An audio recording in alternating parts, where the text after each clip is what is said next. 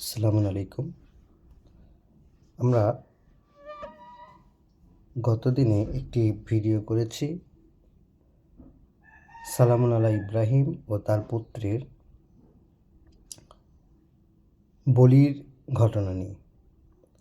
তো আমাদের মধ্যে প্রচলিত অনেক গল্প আছে, তো আমি আপনাদের তার কিছু বাস্তবতা দেখাবো যে কোত্থেকে আসতে পারে এই গল্পগুলো। প্রথমে আমরা দেখব বাইবেল, অর্থাৎ যেইটা খ্রিস্টানরা তাদের ধর্মীয় পুস্তক মনে করে, তার আদি পুস্তক। এটি বর্তমান ইহুদি এবং খ্রিস্টান উভয়ে মেনে চলে। এটাকে বলা হয় পুরাতন নিয়ম। পুরাতন নিয়ম আদি পুস্তক, জেনেসিস, ইংরেজিতে বলে জেনেসিস, আদি পুস্তক। আদি পুস্তকের 22 নাম্বার অধ্যায় এটা। এই যে দেখেন 22 নাম্বার অধ্যায়, এইটা আমি পড়ে শোনাচ্ছি, কারণ এমনি এমনি বললে তো আপনারা আবার মানবেন না, সেটা তা উচিত নয়। আমি শুধু প্রমাণ দেখাচ্ছি। এর আগে অনেকগুলো গল্প আছে।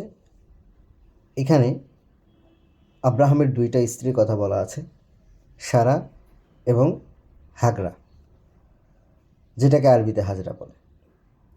তো কোরআনে বা পরবর্তী রিভেলেশনে তার কোনো স্ত্রীর নামের উল্লেখ নেই। তো এখানে কি আছে আমরা দেখি, 19 পর্যন্ত আমরা পড়ব, 1 থেকে 19।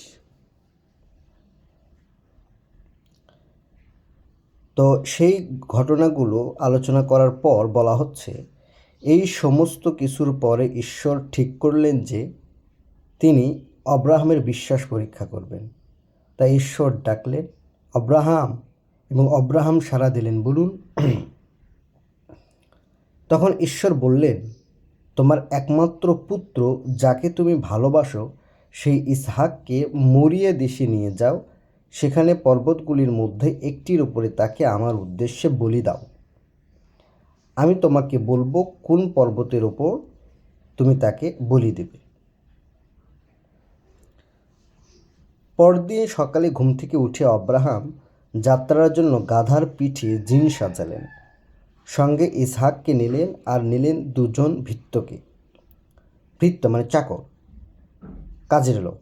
আব্রাহাম হোমের জন্য কাঠ কাটলেন, তারপর ঈশ্বর যেখানে যেতে বলেছিলেন সেই স্থানের উদ্দেশ্যে রওনা দিলেন। 3 দিন চলার পর আব্রাহাম দূরে দৃষ্টিপাত করলেন আর গন্তব্যস্থল দেখতে পেলেন। 3 দিন চলার পর তখন ভৃত্য 2 জনের উদ্দেশ্যে আব্রাহাম বললেন, গাধাটা নিয়ে তোমরা এখানে অপেক্ষা করো, আমি ছেলেকে নিয়ে নির্দিষ্ট স্থানটিতে যাব এবং উপাসনা করব, পরে তোমাদের কাছে ফিরে আসব। আব্রাহাম হোমের জন্য কেটে আনা কাঠ ছেলের কাঁধে দিলেন এবং সঙ্গে নিলেন খাড়া, খাড়া মানে চাকু, এবং আগুন। তারপর আব্রাহাম ও তার ছেলে 2 জনে উপাসনা সম্পাদনা করার জন্য নির্দিষ্ট স্থানটিতে গেলেন। ইসহাক পিতা আব্রাহামকে বলল, পিতা। আব্রাহাম উত্তর দিলেন, বলো পুত্র। ইসহাক বলল, পিতা, হোমের জন্য সব আয়োজন দেখতে পাচ্ছি, কিন্তু হোমের আগে বলি দেওয়ার জন্য মেষশাবক কোথায়? আব্রাহাম বলল, আমার পুত্র, স্বয়ং ঈশ্বর বলির জন্য মেষশাবক ব্যবস্থা করবেন।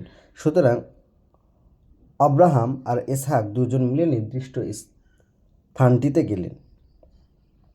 কি বললেন আব্রাহাম? যে পুত্র, স্বয়ং ঈশ্বর বলির জন্য মেষশাবকের ব্যবস্থা করবেন।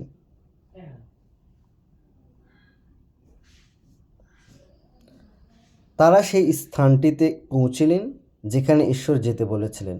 সেখানে আব্রাহাম একটি বেদি তৈরি করলেন। বেদির ওপরে আব্রাহাম কাঠগুলো সাজালেন। তারপর আব্রাহাম তার পুত্র ইসহাককে বাঁধলেন এবং বেদির ওপর সাজানো কাঠগুলোর ওপর তাকে শোয়ালেন। এবার আব্রাহাম খাড়া বের করে ইসহাককে বলি দেওয়ার জন্য তৈরি হলেন। কিন্তু তখন প্রভুর দূত আব্রাহামকে বাধা দিলেন। সেই দূত স্বর্গ থেকে আব্রাহাম, আব্রাহাম বলে ডাকলেন। আব্রাহাম থেমে গিয়ে সাড়া দিলেন, বলুন।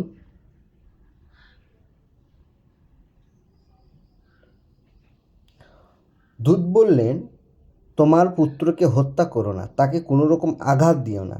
এখন আমি দেখতে পাচ্ছি তুমি ঈশ্বরকে ভক্তি করো এবং তার আজ্ঞা পালন করো। প্রভুর জন্য তুমি তোমার একমাত্র পুত্রকে পর্যন্ত বলি দিতে প্রস্তুত। তখন আব্রাহাম একটা মেষ দেখতে পেল, একটা ঝোপে তার শিং আটকে গেছে।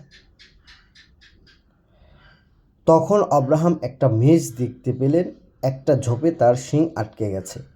তখন আব্রাহাম একটা মেষ দেখতে পেলেন, একটা ঝোপে তার শিং আটকে গেছে। সুতরাং আব্রাহাম সেই মেষটা ধরে এনে বলি দিলেন।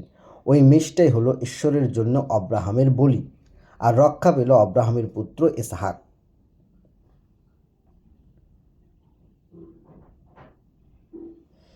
সুতরাং আব্রাহাম ওই স্থানটির নাম দিলেন জিহোভা ইরি। এমনকি আজও লোকেরা বলে এই পর্বতে প্রভুকে দেখা যায়। বাইবেলের আদি পুস্তকে বা হিব্রু ভাষায় জিহোভা বলতে প্রভুকে বোঝানো হয়। জিহোভা প্রধান প্রভু, জিহোভা। তো সেই জন্য আব্রাহাম নামটা রেখেছিলেন কি, জায়গাটার নাম জিহোভা ইরি, মানে প্রভু দর্শন, প্রভুকে দর্শন। এমনকি আজও লোকেরা বলে এই পর্বতে প্রভুকে দেখা যায়। স্বর্গ থেকে প্রভুর দূত দ্বিতীয়বার আব্রাহামকে ডেকে বললেন, আমার জন্য তুমি তোমার একমাত্র পুত্রকেও বলি দিতে প্রস্তুত ছিলে। আমার জন্য তুমি এত বড় কাজ করেছো বলে আমি তোমার কাছে প্রতিশ্রুতি দিচ্ছি, আমি প্রভু নিজেরই দিব্য করে প্রতিশ্রুতি করছি যে আমি তোমাকে অবশ্য আশীর্বাদ করব। আকাশে যত তারা, আমি তোমার উত্তর পুরুষদের সংখ্যাও তত করব। সমুদ্র তীরে যত বালি, তোমার উত্তর পুরুষরাও তত হবে, এবং তোমার বংশ হবে তাদের সমস্ত শত্রুদের পরাস্ত করবে, এবং তোমার বংশ তাদের সমস্ত শত্রুদের পরাস্ত করবে।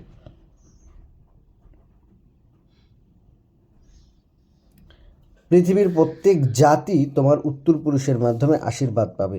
তুমি আমার আজ্ঞা পালন করেছো বলে তোমার উত্তর পুরুষদের জন্য আমি এ কাজ করব। তখন আব্রাহাম তার ভৃত্যদের কাছে ফিরে গেলেন। তারা সকলকে বেরশেবাতে ফিরে এলেন। তারা সকলে বেরশেবা একটি মানে অঞ্চল এবং মরু অঞ্চল এখনও আছে, ইসরায়েলের একটা অংশ, বেরেশেবা বলে, বেরেশেবা ডিজার্ট। এবং আব্রাহাম বেরশেবাতেই থেকে গেলেন। আচ্ছা, এই পর্যন্ত হচ্ছে গল্প। 1 থেকে 19 নম্বর অনুচ্ছেদ, অর্থাৎ ভার্স বা আয়াত যেটাই বলেন, 22 নম্বর অধ্যায় আদিপুস্তক, জেনেসিস আদিপুস্তক, 22 নম্বর অধ্যায় 1 থেকে 19 নম্বর অনুচ্ছেদ। খুব সুন্দর করে পড়লে আপনারা এর হচ্ছে এই মেষ শাবকের গল্পটা কোত্থেকে আসলো এইটা। আর এখানে পরবর্তী রিভেলেশনে আল্লাহ বলছেন ফাদাই না হু, অতপর আমরা বিনিময় করে দিয়েছিলাম তাকে অজিম, একটা বিশাল বা বড় বলির মাধ্যমে। তাহলে এখানে তিনি বলেননি কি বলি হয়েছে, কোনো মেষ শাবক না অন্য কোনো কিছুই বলেননি। আমাদের সেইটা জানার দরকারও নেই। কী দরকার? আল্লাহ বলেছেন যে একটা বলি, তিনি বিশাল বলির ব্যবস্থা করেছেন, কিভাবে করেছেন সেটা তিনিই জানেন। আমাদের সেইটুকু জানার নিয়ে আমাদের এইটা নিয়ে কৌতূহল থাকারও কোনো কথা না। কিন্তু মানুষের স্বভাব হচ্ছে কৌতূহল, বেশি কৌতূহল। যেইটাতে কৌতূহল থাকা উচিত সেটাতে মানুষের নেই, যেটাতে কৌতূহল থাকা উচিত না সেইটাতে মানুষের আগ্রহ। তো সেখান থেকে কি দিয়েছেন, কেমন হয়েছে এইটার জন্য বিভিন্ন রকমের গল্প বানানো। আর এই যে এখান থেকে এই মেষ শাবকের গল্পটা এখান থেকে ধার করে নেওয়া হয়েছে। আরও দেখাব, সূরা সাফাত এর 113 নম্বর আয়াতে তাফসিরে লিখেছে, উক্ত ঘটনার পর ইব্রাহিম আলাইসাল্লামকে আরও একটি সন্তান ইসহাক ও তার নবী হওয়ার সুসংবাদ দানে বোঝা যাচ্ছে যে এর পূর্বে যাকে জবে করার আদেশ দেওয়া হয়েছিল তিনি ইসমাইল আলাইসাল্লাম ছিলেন। সেই সময় ইব্রাহিম আলাইসাল্লাম তিনি একমাত্র পুত্র ছিলেন এবং ইসহাক আলাইসাল্লাম তারপরে জন্মগ্রহণ করেন। যাকে জবে করতে যাওয়া হয়েছিল তিনি কে ছিলেন, ইসমাইল আলাইসাল্লাম না ইসহাক, এ বিষয়ে মুফাসসিরের মাঝে মতভেদ আছে। ইমাম ইবনে জাবিরের মতে তিনি ইসহাক আলাইসাল্লাম, কিন্তু ইবনে কাসির এবং অধিকাংশ মুফাসসিরগণের মতে তিনি ইসমাইল আলাইসাল্লাম, আর এটাই সঠিক। ইমাম শাওকানি এই বিষয়ে নীরব। এখান থেকে একটা বিষয় খেয়াল করেন যে কাকে জবে করতে নিয়ে যাওয়া হয়েছিল সেই সন্তানকেই, এই সম্পর্কে দুটো মতভেদ আছে। এক, ইসমাইল আলাইসাল্লাম, দুই, ইসহাক আলাইসাল্লাম। তো এখানে কোরআনে কিন্তু কোনো নাম নেই যে কাকে নিয়ে যাওয়া হয়েছিল, কোনো নাম নেই। কিন্তু এখানে মতভেদটা আছে ইসমাইল আলাইসাল্লাম মানে মুফাসসিরের মতে, যেমন এটা সর্বপ্রথম বলেছিলেন মানে ইবনে কাসির। তো এখানে স্পষ্টত বলে রাখি যে ওই সন্তানটি যে ইসহাক, এ বিষয়ে দুইজন সাহাবীর সবচেয়ে বেশি জোরালো যুক্তি ছিল। এক, হজরত উমর ইবনে খাত্তাব এবং হজরত জাবের। এই যে এখানে বলেও রাখছেন ওরা, হজরত জাবের এবং উমর ইবনে খাত্তাব, তারা দুজন বলেছেন এটা ইসহাকের পক্ষে। আর বাকিরা বলেছেন হচ্ছে ইসমাইল। যদিও এইটা কোনো রাসূলের মুখ থেকে নিঃসৃত কোনো কথা নয়, ইবনে আব্বাস বলেছেন। কখনো তিনি বলেননি এটা আমি রাসূলের থেকে শুনেছি, ইবনে আব্বাসের বক্তব্য। তাহলে প্রশ্ন এসেই যায়, তাহলে ইবনে আব্বাস কেন রসুলের থেকে এটা শুনে নিলেন না? প্রশ্ন নয়? নাকি তিনি হচ্ছে যে নিজের ইচ্ছা মতো কোনো কথা বলতেন? যাই হোক, সেই দিকে আমি যাব না। মূল কথা হচ্ছে এখানে দুইটা অভিমত, ইসমাইল নাকি ইসহাক। তো এখানে জাবেরের কথা বলা হয়েছে, অন্য জায়গায় আপনারা দেখবেন তাফসির ঘাটাঘাটি করলে যে উমর ইবনে খাত্তাব, কিন্তু উমর রাদিয়ানহু, তিনি এবং জাবের দুইজন বলেছেন এটা ইসহাক, বাকিরা বলেছে এটা ইসমাইল। আর এখানে কোরআনে কোনো নাম দেওয়া নেই, কিন্তু পরে সুসংবাদ দেওয়া আছে হচ্ছে ইসহাকের। তবে লক্ষ্য করার মতো বিষয় হচ্ছে, প্রথমে বলা হয়েছে যে তাকে একটা ধীরস্থির পুত্র সন্তানের সুসংবাদ দেওয়া হয়েছে, আর পরে বলা হয়েছে নবীর সুসংবাদ। সুতরাং গল্পটা পরে বোঝা যায় ওটা ইসহাকই হবে। যাই হোক, আমরা সেখানে মন্তব্য করছি না, আমরা সেটা পরে আবার দেখব, সমাধান দেবেন আল্লাহর কিতাব। তো আমরা গতকাল প্রথম পর্বে এটা পড়েছি, কিন্তু মূল কথা হচ্ছে এখানে কোনো পশুর কথা নেই। পশুর কথাটা কোথা থেকে ধার করা হয়েছে আপনাদের দেখিয়েছি। আর দ্বিতীয় কথা হচ্ছে, রসুল যদি না বলে থাকেন যে এটা কারা, তাহলে এই তাফসির বা এটা ইবনে আব্বাস পেল থেকে। তৃতীয়ত, যে এখানে দুই মত, কিন্তু জোরালো মত যেটা, সেটা হচ্ছে জাবের এবং মানে উমর ইবনে খাত্তাব, এদের মত হচ্ছে ইসহাক, কিন্তু সংখ্যাগরিষ্ঠ বলছে যে ইসমাইল। সুতরাং সংখ্যাগরিষ্ঠের চাপে ওদের এই দুইজনের যে মতামত সেটা প্রকাশ পায় না। আবার কিতাবে স্পষ্ট করে নাম দেওয়া নেই কোরআনে, কিন্তু ওই একই অর্ডারে 100 নম্বর আয়াত থেকে সূরা সাফাত 37 নম্বর আয়াতের 100 থেকে যদি 117 পর্যন্ত পড়েন, তাহলে তার মধ্যে যেগুলো কথাবার্তা বলা আছে সবগুলো হচ্ছে ইব্রাহিম এবং ইসহাক সম্পর্কিত, ওর মধ্যে কোনো ইসমাইল নেই। সুতরাং ওখান থেকে আমরা কি বুঝতে পারি? আর এর সাথে কোনো কুরবানি ওয়ার্ডটাও নেই, আর এখানে এটা যে বিধান পরবর্তীতে দেওয়া হয়েছে এইরকমও কোনো কিছু বলা নেই। শুধু ওই যে একটা আয়াত আছে যে এটা আমি পরবর্তীদের জন্য স্মরণীয় করেছি, ওইটাই অনেকে বুঝাইতে চান। কিন্তু ভাই, একই ওয়ার্ড তো সালামুন আলা মুসা এবং হারুন তাদের ক্ষেত্রেও ব্যবহার করেছেন। তাহলে আপনারা কি প্রতি বছর কি সাগর পাড়ি দেবেন? একই ওয়ার্ড ইলিয়াসের ক্ষেত্রে ব্যবহার করা হয়েছে, যে তাকে পরবর্তীদের জন্য স্মরণীয় করা হয়েছে।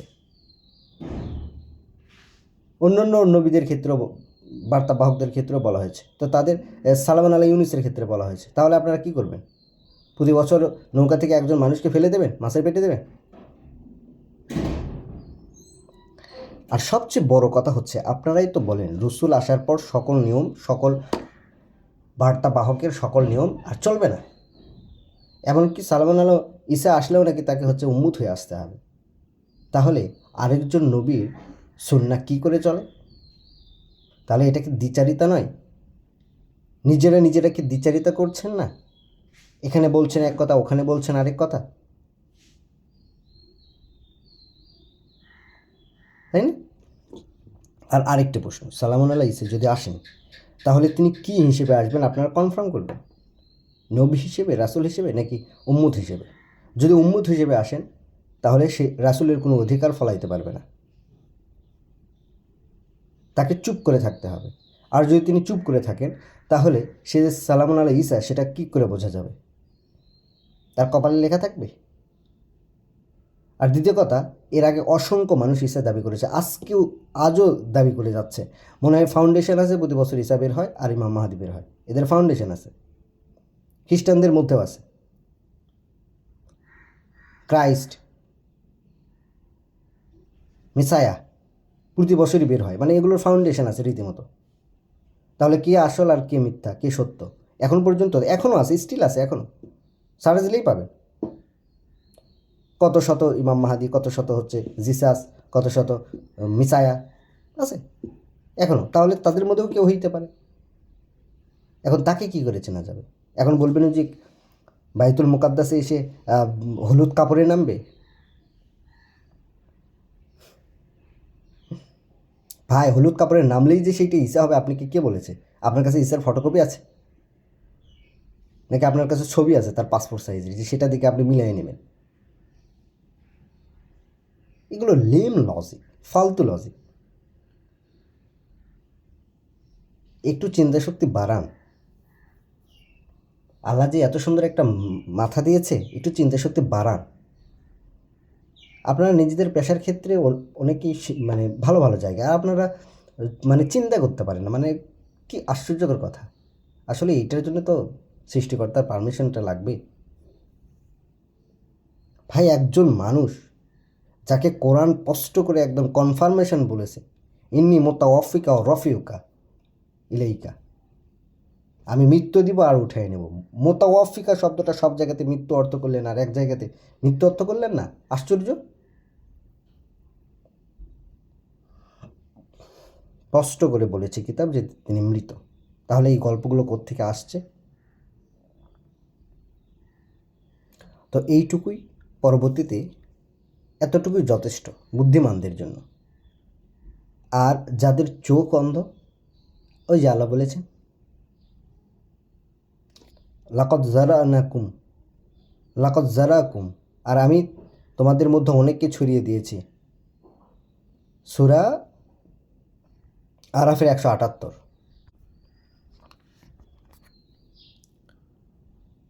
দুঃখিত, 178 না, 179।